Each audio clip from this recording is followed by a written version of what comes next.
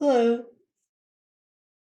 I'm Susan Bean, and I'm here to show you something about Photoshop tools tonight. We've been looking at the selecting tools in previous videos. Tonight, I want to show you two tools that are um, if it was a movie, they wouldn't be the lead characters. They would be supporting actors, but very important ones. So previously, we saw that you could use the rectangular marquee tool to select rectangular areas, and you could use the ellipsis marquee tool to select ovals. And not that many things in photographs are rectangles and ovals. So we're going to move on to other tools. One of the things we'll be doing a lot as we make selections is once we're done with the selection and want to get rid of it, going to do Command or Control D for deselect. And that deselects things, it gets rid of selections. Tonight we're going to look at the lasso tools. And the shortcut for lasso tool, as you can probably guess, is L. There's the lasso tool. There are two of them. One of them is just a regular lasso tool, and you just draw with it. So if I want to select this tulip, I just click and hold down and start dragging it around. And you can see it's very fast and very not accurate. So the good thing about this tool is it's fast and easy. The bad thing is it's not accurate. If I select something, and when I select something, almost always I don't select it perfectly the first time. And so I have to go in and edit the selection to add more areas or take away areas I didn't want to select. So in this case, I zoom in a little, we can see the marching ants indicate where things are selected. And if I wanted to add more, I could just keep drawing. If your hand's steady, you can get away with a lot. Oop. When you let go of this tool, when you draw and let go, the reason I'm bringing it way out here is because when I let go, it's going to make a beeline to the start and include everything within that it encompasses within the selection. So here we go. And now I want to get rid of some of these areas that are not tulip. So to make this tool into a minus, I could either go way up here and click on the little box that subtracts from selection, but I never do that. Instead, I simply hold the Option key down, and on a PC, that's the Alt key. And watch the tool as I hold it down. Right now, there's a little plus near it, and that's indicating that it will add more areas. If I hold the Option key down or the Alt key down, can you see it turns to a minus? And I'm still holding the Option key down because I want it to stay minus, and I'm going to select all the areas that I don't want, and it's taking away areas. Now, this would take forever. It's very tedious, and it's just not very accurate, so it's kind of not very satisfactory. So I'm going to bail on this tool for right now, but we'll get back to it because it is a great tool for what it's good at. Selecting accurately is not what it's good at. But you'll see as we get into more complicated selections that this is really a wonderful, useful tool. All right, let's look at its sibling, the polygonal lasso tool. And I'm going to deselect because we're going to start a new selection. So Command or Control D for deselect. All right, This tool, most people have a very tragic introduction to this tool because they think they're going to use it like the other lasso tool, and they start to draw. They click and they start to draw, and oh my goodness, what's happening? And they hate this tool, and oh no, it's like a spider web. So if this happens to you, and it kind of pins itself to an area and it won't get unstuck, take a deep breath and just click on the escape key in the upper left corner of your keyboard. Escape will get out of it. So it's not the tool's fault. That's not how you don't just draw with it. You click and put down an anchor point, just like most people do accidentally. And then you can see there is like a spider-like thing attached to it. You click and it puts down a little anchor. Click, click, click. And even though these little segments that I'm making each time I click are straight, because we're working with pixels and they're actually little squares, you can do a beautiful job selecting a curve with this tool. Now, if I wanted to select the whole tulip, I would be celebrating my 100th birthday. It's just tedious, it takes forever. You would never really use it this way. I just wanted to show you. Now, if you make a mistake and you're using it and you're going along, and oops, now I've made a mistake, you can backtrack by hitting on a Mac, it's the delete key up in the upper right of your keyboard. And on a PC, it's the backspace key.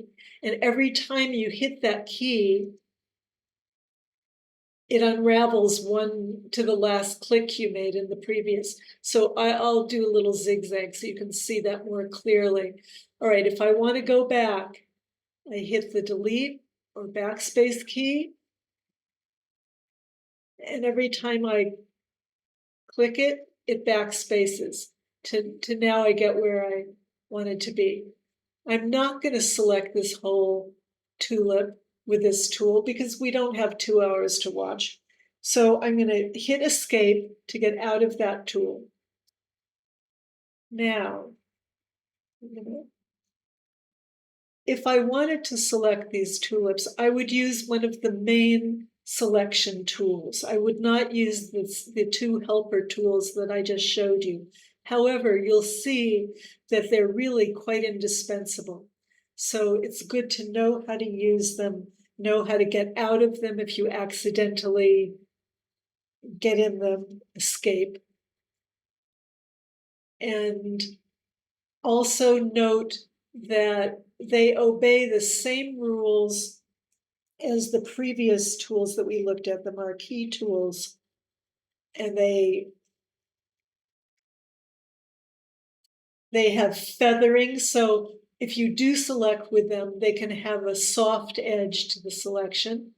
And they have these little boxes.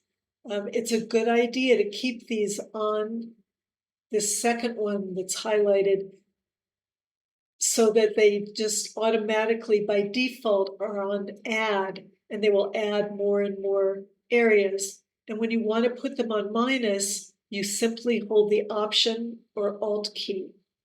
All right, let's get out of there. So that's the lasso tools. The polygonal lasso tool is hugely accurate, but very slow and tedious.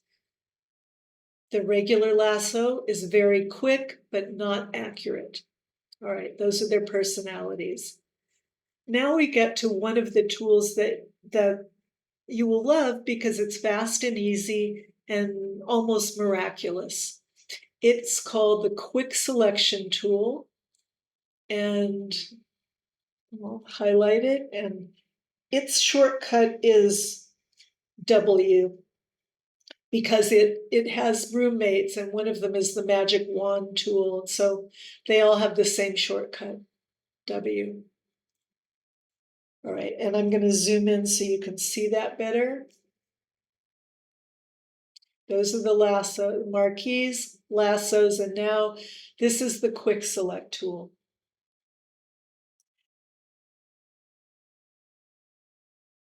All right, and the quick select tool uses brush size. So it's important to be able to change its size. There is a place that you can go up to do that, but I'm not going to show it to you because it's a really bad idea to use it. It's a better idea to use a shortcut. This is a shortcut you will use every few minutes while you're using Photoshop. So you might as well learn it. It's not hard. We mentioned it, I think, in the last video, maybe. It's if you look down at your keyboard and you find the letter P for petite, there are some bracket keys just to the right of the letter P, and those bracket keys control the brush size. So right next to the letter P for petite is the bracket that if I hold it down, it makes the brush smaller. And if I keep going to the right to the bracket next to it, hold that down, it makes the brush bigger. So petiter and bigger. And I'm just holding them down, or I can tap, tap, tap, or I can just hold them either way. So this tool, the quick select tool, selects in two ways. It finds edges and colors. So in this case, you can kind of imagine that will be pretty easy for it to select. So what you do with it is you bring it into a shape and you avoid having it overlap the edge. That will make it go crazy and it will not understand what you want.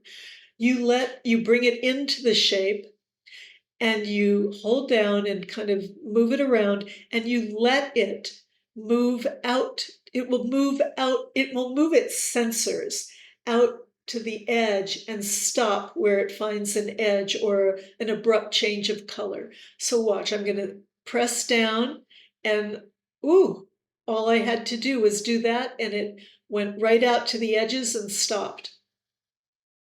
That's pretty wonderful. And now I'm going to go to the other one. And again, I don't get near the edge. I get in the middle of the shape that I want to select. And I just clicked once and it added another shape. So that's pretty great, I think. There's a way to preview more accurately what you have selected, because when you use this tool and a couple of other miraculous automatic tools, they are wonderful, but they're not always perfect, and you don't usually notice till it's too late or till later, till you have to fix something. So when I select things, I always preview by using this one tool that a lot of people don't use because silly them. I type the letter Q for, it actually stands for quick mask, and it turns everything that's selected into a color so that I can see if I missed any areas. We'll look at that again in a minute. To get out of that, I type Q again. So Q is a little preview, and typing it again toggles it off. My preview is set to blue. You can pick different colors. They're just preview colors. They don't color your actual picture. It's just a temporary color. But for example, the default color is red, and I was selecting something the other day and there was tons of red in the picture, and it was really hard to see. It didn't do a good preview because it was red on red. So here's how you change the color, and here's how you control that. Quick select is way at the bottom of the tools.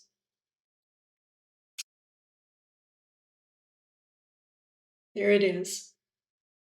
And when you type Q, it highlights and looks like that. And when you type it again, it turns off. So that's what it looks like when it's off, and that's when it's on. It's pretty important to note when it's on, because when it's on, there's a whole bunch of things you can't do. You have to get out of it. So the other thing to notice is that when it's on, way up here,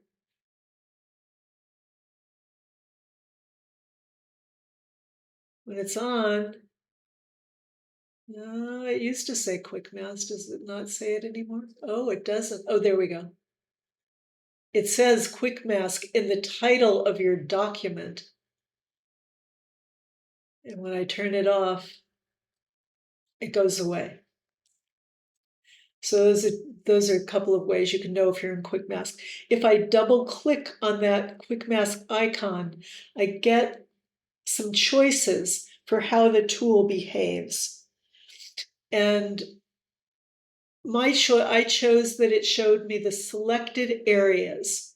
I believe the default is to show the masked areas, but I prefer the selected areas. And if I wanted to change the color it uses for its highlight, I simply click in the square, and by now you should probably recognize what that's going to do, because we've seen it several other times in previous videos. This will take us to the color picker, our old friend, the color picker, and we can pick a different color for the preview. It's just a color that will help us see what is selected. So I'll pick that. And opacity 50% is the default, because we would like to see what's under there, what we're missing. So it doesn't cover things, it just shows us. All right, so I'll say okay. And now when I do quick mask, just by typing the letter Q, it's going to show me in pink what I have selected currently. All right, let's go back and let's include the stems. So if I keep my brush this big, it's going to be a problem, because it's overlapping the edges of the stems. And this tool really needs to understand what an edge is. If I overlap brown and green, it's not going to understand that I want just the green. So I'm going to make my brush smaller by tapping the left bracket key next to the letter P. And I'm going to make the tool small enough so that it fits inside the shape I'm trying to select. And now when I move it, it does a great job. We'll go to the other stem here. Same thing. It does a great job if I give it clear instructions by keeping my brush inside what I want to select. Now I'll try this leaf. And again, I make my brush small enough so I'm not anywhere near the edge. I just go to the middle of the shape and I can move through here. And it did a great job. I'm going to preview now by typing Q. And typing Q again to get out of it. And I can see that there's a little problem. And so I'm going to zoom in, and we're going to take a look at down here. And now we're going to use the tools that we were poo-pooing earlier, like they were too hard, they took too long. The lasso tool. So you can see here that my friend, the quick select tool, did a great job, except not quite here. That kind of confused it. But I have a tool that'll do a great job, and that is the polygonal lasso tool. I want to take away the areas that aren't part of the leaf, and so I'm going to put it on minus. I do that by holding the Option key or the Alt key. Now you can see it's on minus. I'm going to start here, and I'm just going to draw I'm gonna click, I'm clicking, click, click, click. And when I get at, now I have a, if it makes a beeline to my starting point, it will include all those areas there. So that did a good job. Now I'm going to look around. While I'm in here, I can just move. I'm using a trackpad, so I'm moving, but if you have a mouse, you can just, I'm not holding down, I'm just dragging. And I can see another place that needs a little repair, a couple of places. So I don't want to include this little thing. I'm going to hold the Option key to put it on minus, minus, and just surround. And then now to make it do a beeline and close this area and finish what it's doing, I'm going to double click. And now down here, I want to add. So I'll let go of the Option key. Now it has a plus, it's on add again. And oops, no, I didn't want to add. And now I'm stuck in that thing, so I have to hit escape. I want it on minus, so Option, select. Now, if I double click here, it's going to go here and it's not going to get rid of everything I want. So I'm going to go up and over, and now I have a straight shot back, and I'm saying include everything in this area, or preclude everything in this area. All right, here's a little thing I want to not select. Take that off. And another one, minus, so I'm holding the Option key, surrounding it, take it away. And let's zoom out. And now I'm going to preview. So I'm going to type Q. And that looks pretty good. All right, so that's the beginning of how you use the selection tools, working as a team, and each one does what it's good at. The quick select selects colors and edges, and it's really good at that. And that's, you always want to start with the easiest tools. So I would say about 80% of the time, that's the tool I begin with when I want to make a selection. I do the stuff that's easy, and then if I have little details that need fixing, then I bring in the lasso tools. If my hand's feeling steady, I bring in the regular lasso tool and I can just draw an area that I want to add or take away.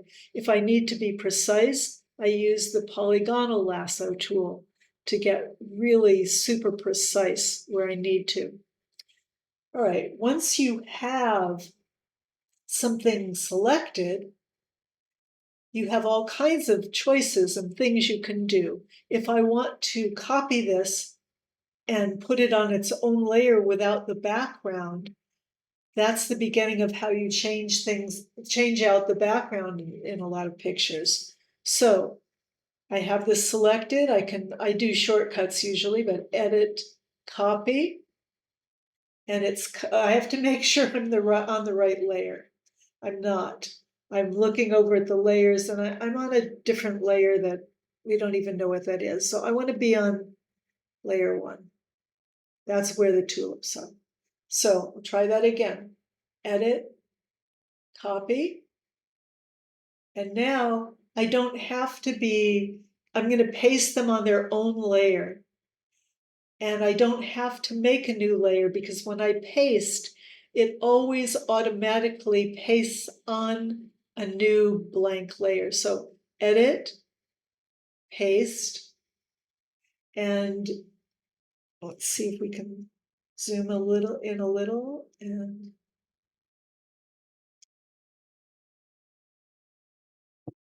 zoom in a little more.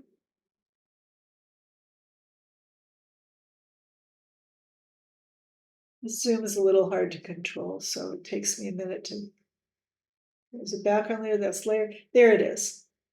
All right.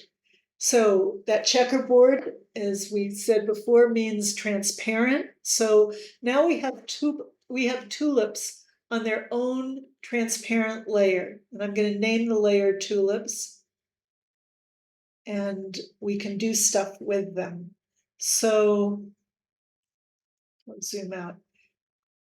I'm going to tap and name them tulips. So if we wanted a different background, for example, if we wanted a solid color, I'm going to click below them. We want them to be above, we want them to be the top layer in this little group, because when we make a solid color layer, we want it behind them, which means below. So I think the cutout worked pretty well. They look good on black. All right, I can try different colors, I can do all kinds of things, but that's one way to cut something out and then put it on a colored background. And say, okay. And what I didn't explain clearly enough was that I went to the adjustment layers, which is at the bottom of the layers panel, and it's a little circle that's half black, half white, and that is a list of many, many things that you can do. The very first thing is a solid color. If I change my mind, it's a great way to do a solid color, because if I change my mind later, it has its own layer. All I have to do is double tap on the color, and I get the color picker, and I can choose a different color. And it shows me my previous color and my new color, so I can compare them side to side. And really, if I want to go back to my old, my new. So keeping that on its own layer, anytime I want, I can change the color. It has to be below the tulips layer that I made, because if it's above them, it covers them up. That's why it's below. All right. I'm going to turn the eyeball off that so we don't see it. And I did a couple of other things that I want to show you before we finish this video, just to give you a taste of why we're doing all this work to cut things out. So I'm going to I'm going to start with a quick select tool, because that's now my best friend. And I'm going to cut out this tulip, and I'm going to add this tulip. And now if I just type the letter Q, I can see I have those selected. Once I have them selected, if I make an adjustment layer, it will automatically apply that adjustment layer only to the areas that I have selected when I make the adjustment layer. So if I do a black and white layer, you can see over in the, and it has to be, the adjustment layer has to be above the layer that you want it to affect. Adjustment layers affect all the layers below them, unless you tell them otherwise. All right, let's take a look at what it did. It made a black and white layer, but because I had something selected when I made that layer, it made what's called a mask. And you can see the mask is a little square just to the right of the adjustment. And you can see there are other ones in other layers that I've made. And if I want to see the mask, I hold the Option key and just click on it, and it shows me this is the mask I made by making that selection. It's kind of like a stencil. Anything I do in this layer will only show in the white areas. So if I made something black and white, which is what this is doing, only the parts of the layer that correspond to these white areas will be black and white. And all the other areas will be, the black and white effect will be masked off anywhere the mask is black. So I actually did a cutout so you could see that. I don't know if you can see that. I made a cutout, and this is kind of what a mask does. It's like a stencil.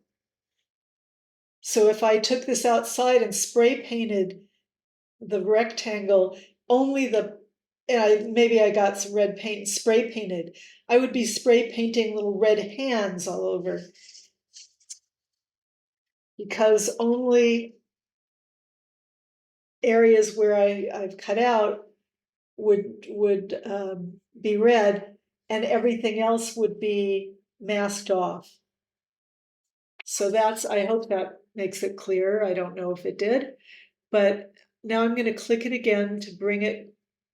There's my flowers, and they are indeed black and white. I'm going to turn this off, and I'm going to show you, I did another color fill where I